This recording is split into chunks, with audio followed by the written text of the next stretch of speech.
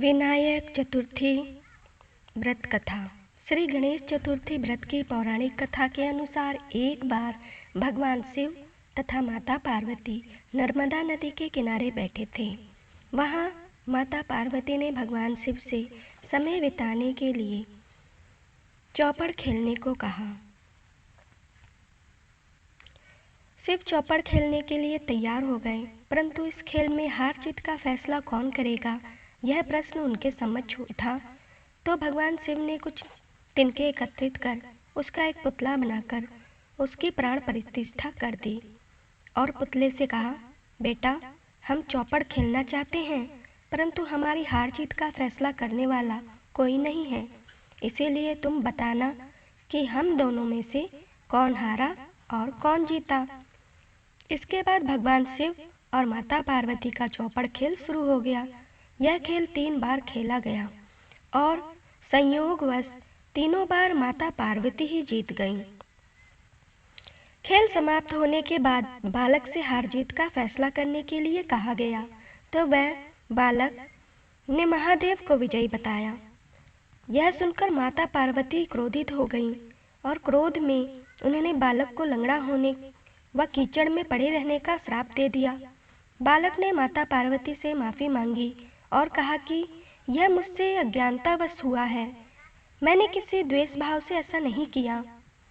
बालक द्वारा क्षमा मांगने पर माता ने कहा, यहाँ गणेश पूजन के लिए नाग कन्याएं आएंगी, उनके कहे अनुसार तुम गणेश व्रत करो, ऐसा करने से तुम मुझे प्राप्त करोगे।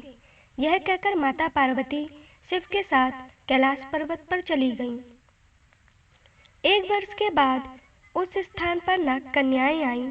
तब नाग कन्याओं से श्री गणेश के व्रत की विधि मालूम करने पर उस बालक ने 21 दिन लगातार गणेश जी का व्रत किया। उसकी श्रद्धा से गणेश जी प्रसन्न हुए। उन्होंने बालक को मनोवांछित फल मांगने के लिए कहा। उस पर उस बालक ने कहा, हे विनायक, मुझ में इतनी शक्ति दीजिए कि मैं अपने पैरों से चलकर अपने माता पिता के साथ कैलाश पर्वत पर पहुंच सकूं और वे ये देख प्रसन्न हों। तब बालक को वरदान देकर श्री गणेश अंतर्ध्यान हो गए। इसके बाद वह बालक कैलाश पर्वत पर पहुंच गया और कैलाश पर्वत पर पहुंचने की अपनी कथा उसने भगवान शिव को सुनाई। चौपाड़ वाले दिन से माता पार्वती शिवजी से विमुख हो गई थी, अतः देवी के रुष्ट होने पर भगवान शिव ने भी बालक के बताए अनुसार 21 दिनों तक श्री गणेश का व्रत किया। इस व्रत के प्रभाव से माता पार्वती के मन से भगवान शिव के लिए जो नाराजगी थी वह समाप्त हो गई। तब यह व्रत विधि माता पार्वती को बताई। यह सुनकर माता पार्वती के मन में भी अपने पुत्र कार्तिकेय से मिलने की इच्छा जागृत हुई। तब माता पार्वती ने 21 दिन तक श्री गणेश का व्रत किया तथा दूर्बा फूल और लड्डुओं से गणेश जी का पूजन अर्चन किया। व्रत के 21वें दिन कार्तिकेय स्वयं माता पार्वती जी से मिलने आ गए।